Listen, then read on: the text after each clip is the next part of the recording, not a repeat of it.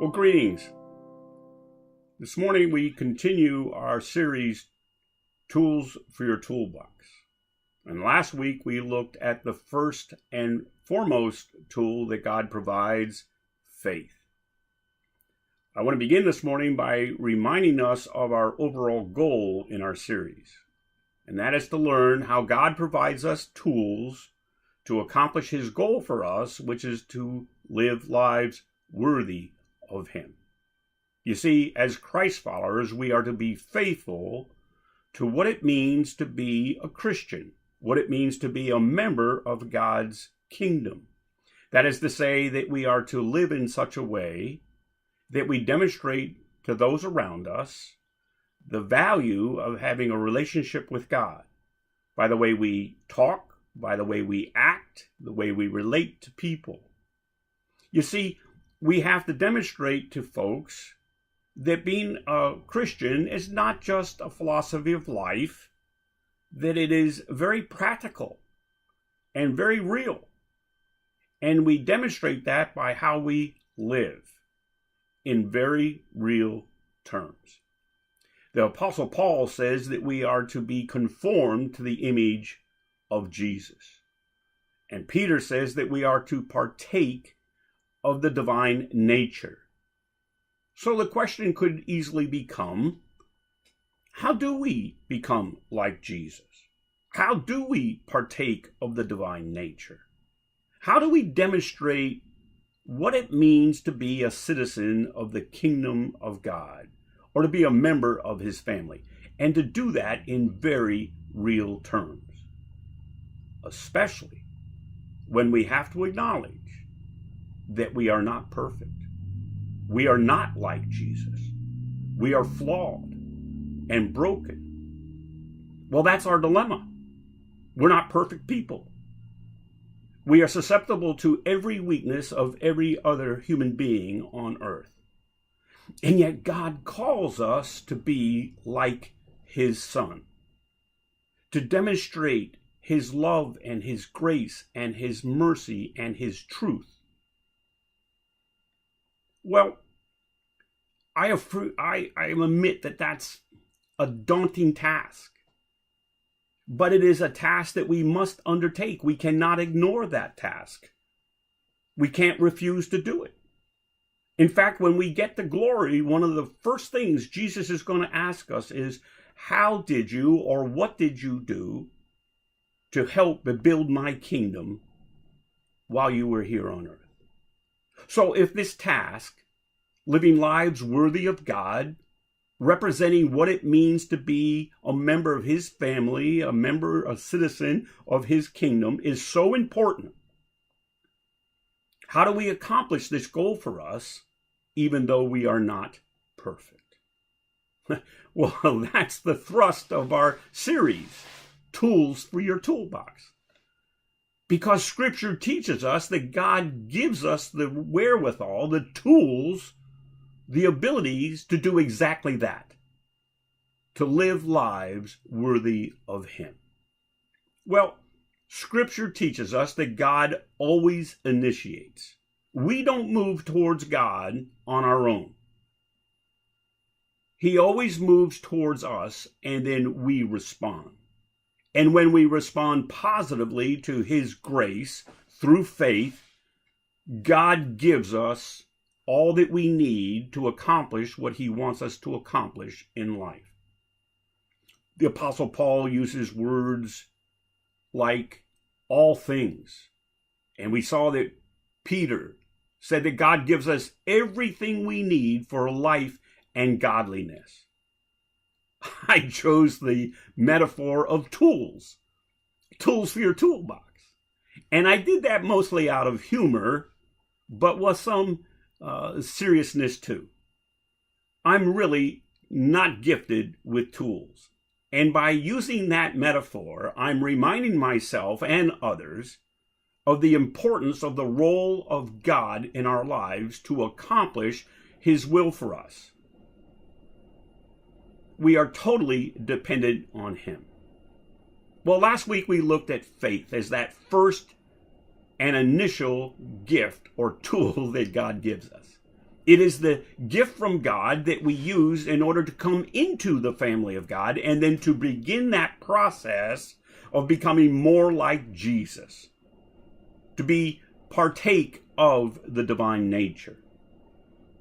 Well, faith also sustains us all through this process that we call life. It sustains us, but then it also orientates us towards God, our attitude toward God, our realization that we are totally dependent on Him. Well, today I want to look at the second tool for our toolbox, the Holy Spirit. Now, this is a very overwhelming topic for several reasons, and I just want to identify two.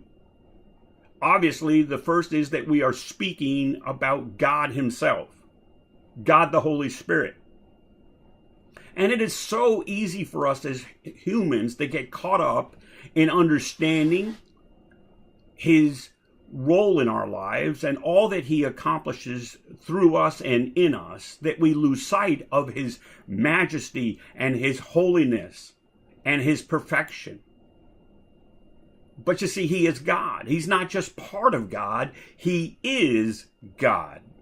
That's the doctrine of the Trinity.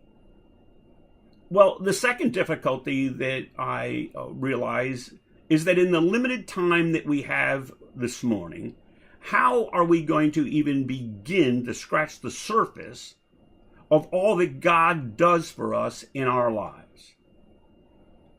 How dependent we are on His power and His presence.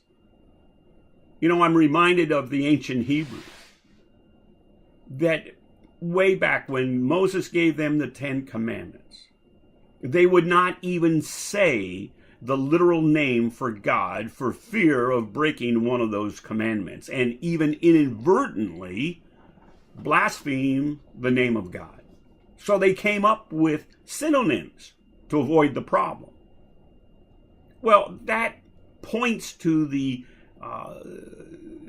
concept and to the reality of even their understanding of the majesty and the power and the perfection of just who God is. They wouldn't even utter His name. Well, maybe it would be sufficient for us in our day to remember the words of Jesus as recorded in John's Gospel, chapter 15. Verse 5, in fact, the second part of that 5. And He's teaching His disciples as they're walking from the upper room over to the Garden of Gethsemane on the night that He was arrested. And He says to them that without Him, without me, He says, you can do nothing. Now, as you look at that conversation and that phrase in its context, you realize that Jesus is teaching His disciples, and therefore us, about the same thing we're talking about this morning. Accomplishing something spiritual, something that has eternal value, living lives worthy of God. And that it doesn't happen by mistake. It doesn't happen by default. It only happens with the power and the presence of God Himself in our lives. And then our faithful response of obedience and a whole bunch of hard work, to be honest. Well, since we're in the Gospel of John, let's stay there for just a moment and see if we can help answer this question of how does God provide us gifts, tools, and particularly the Holy Spirit. Well, one chapter earlier, chapter 14 of John's Gospel, we see Jesus teaching His disciples why it is that He had to go back to be with His Father. He had announced that to them as they celebrated the Passover dinner, as recorded in chapter 13. And they were most distraught at that information that He was going to leave them. And so, beginning with chapter 14, Jesus is trying to calm their spirits. And He's teaching them, and he gave them 5 reasons, actually, why He had to go back to be with His Father. But in verse 15 of chapter 14, He starts teaching them about the Holy Spirit. And he assures them that when he goes to be with the Father, he was going to pray to the Father, and the Father would send to them, and as Jesus says in verse 50, another counselor, the Holy Spirit. He teaches them that when he leaves, God himself in the form of his Spirit would come and be with them. Now, several times in this chapter and the one that follows, Jesus emphasizes obedience. Our obedience to the commands of Jesus are critical. And he equates in these chapters as he's teaching us, that he equates our love for him, our loyalty for him, as to be demonstrated by our obedience to his teachings. Now, we don't get to pick and choose which commands we're going to obey and which we are not going to obey. And we don't get to put a spin on his commands. We don't get to create our own religious system, if you will. We don't get to write rules and regulations of what it really means to be a good Christian.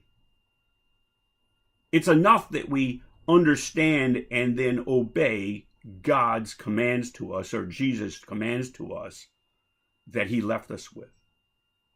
Well, in chapter 16, Jesus teaches with some detail what God the Holy Spirit, or how God the Holy Spirit was going to minister to unbelievers. For when Jesus promised the Holy Spirit, he said they would minister to both believers and unbelievers. And in chapter 16, he speaks of unbelievers. And he says that the Holy Spirit will minister to them by convicting them of sin. And then he says that that the Holy Spirit will convict the unbelievers of righteousness, which is the opposite of sin. Sin is not living rightly according to God's standard. Righteousness is living rightly according to God's standard. And the only person who did that perfectly, of course, is Jesus. But the third thing that God the Holy Spirit will minister to unbelievers is to convict them and to convince them of judgment to come. And that's a major issue, because we don't suffer consequences immediately when we committed an offense. And it's so easy for us to think we're going to skate. Jesus says judgment will come. Well, back in chapter 14, verse 26, Jesus had already taught his disciples one of the things that God the Holy Spirit would do for them in their lives when he came. Let me read it for you. He says that the Holy Spirit will teach you all things and will remind you of everything I have said to you.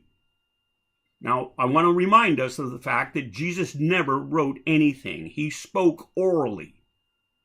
And so we have his teachings written down for us. We call that the gospel record.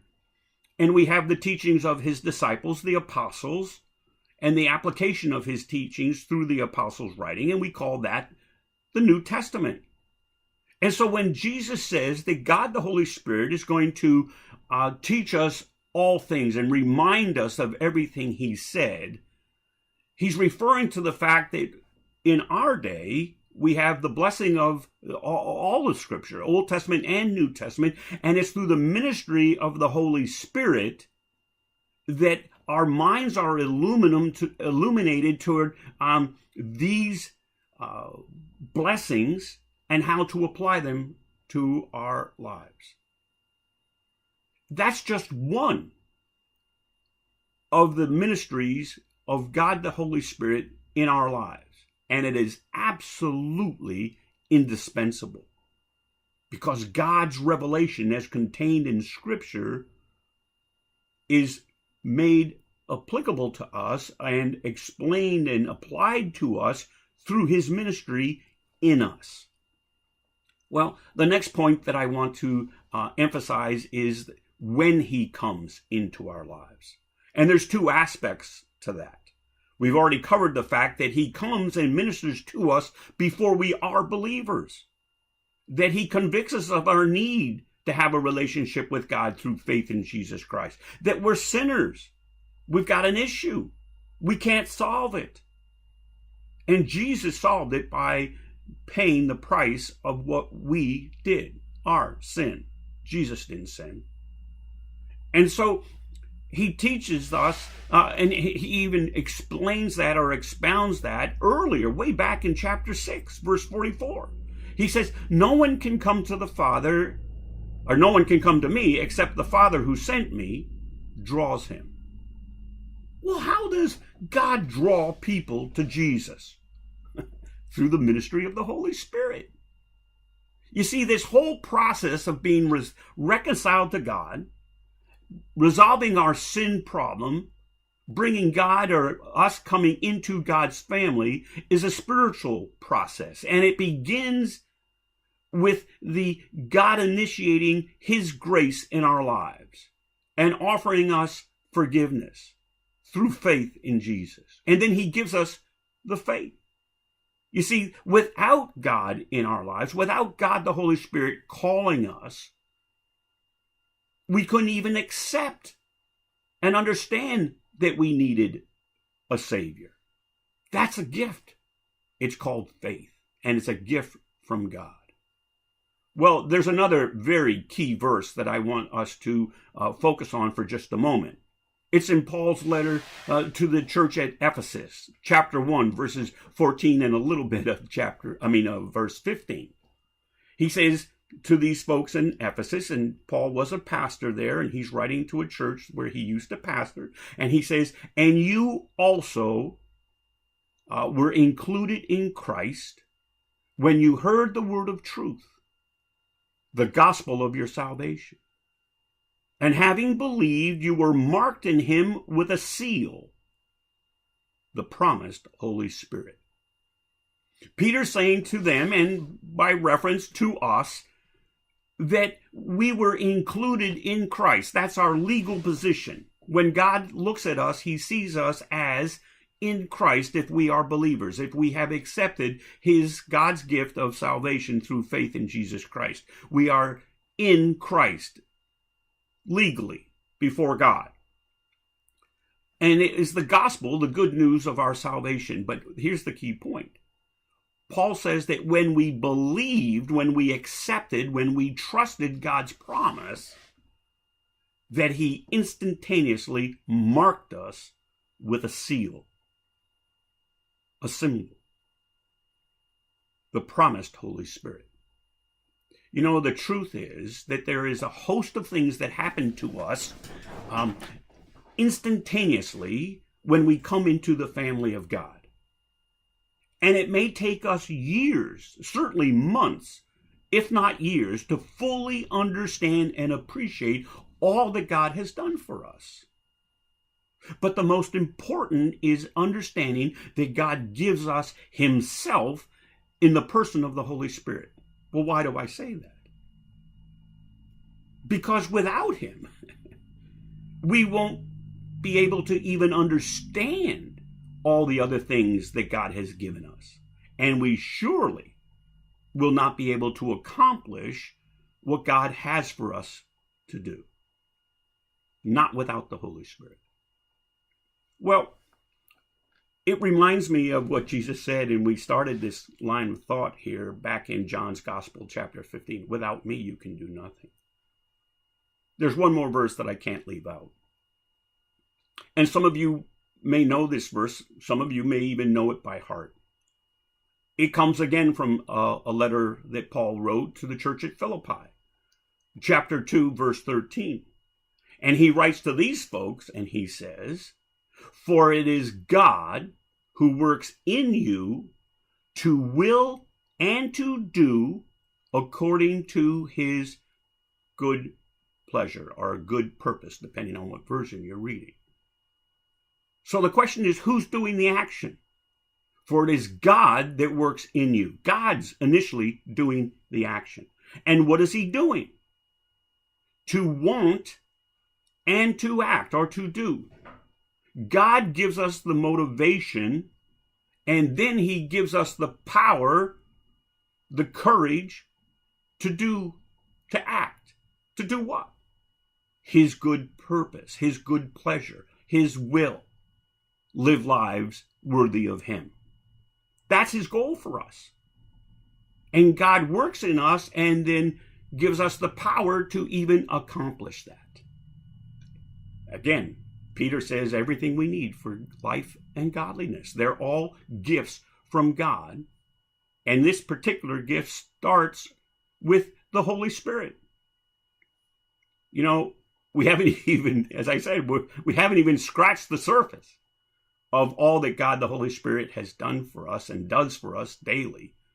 And yet we've come to the end of our time. I think of things like prayer. How incredible is it that you can just at any moment, any place in the world, under any circumstances, talk to the eternal God of creation about anything. And if that's not crazy enough, God will answer. God speaks to us. God communicates with us. How does he do that? Through the ministry of his Spirit that is in us.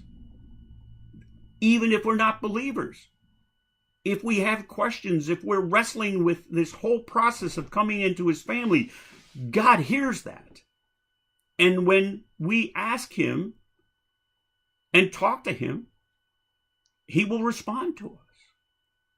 Well, what about Paul's teachings in Romans 12 and 1 Corinthians 12, where he speaks of giftedness? I'm not talking about education now or talents and skills, what I don't have with tools.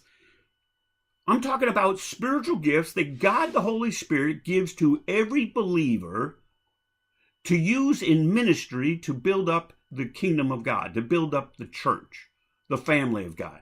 Every believer gets a specific, at least one specific gift from God the Holy Spirit to use in ministry. And what about all those intangible qualities that we speak about for being a Christian, being a Christ follower, being a member of God's family? Love, joy, peace, patience, the gifts of the Spirit. But I think also of things like security and meaning and purpose in our lives that you cannot have without God being the center of your life. We just can't accomplish that level of purpose and security without knowing that we have the supernatural God of creation as a part of our lives. You know, when you read some of Paul's writings, you will catch him in the middle of some very heavy-duty theological point, and he just stops. And he breaks out in song in writing, a written song. It's called a doxology, praise to God, because he becomes so overwhelmed by God's goodness and graciousness and love for us. Now, I'm not going to break out in song, guaranteed. I'm not sure you could bear it. I know I couldn't bear it. But I trust that you get my point. That God provides us with everything we need to accomplish his goal for us. The motivation, the power to act, and the courage to act, to be effective for him as his child. You know, I hate to say this, but it's patently true. There's no excuse for any believer not to become more like Jesus. God has done all the heavy lifting. We just have to respond with faithful obedience. And he gives us the want to, and then he gives us the power to accomplish everything he wants for us. And then he gives us glory for what he's done in our lives. Go figure. That's our gracious and loving God. Well, blessings.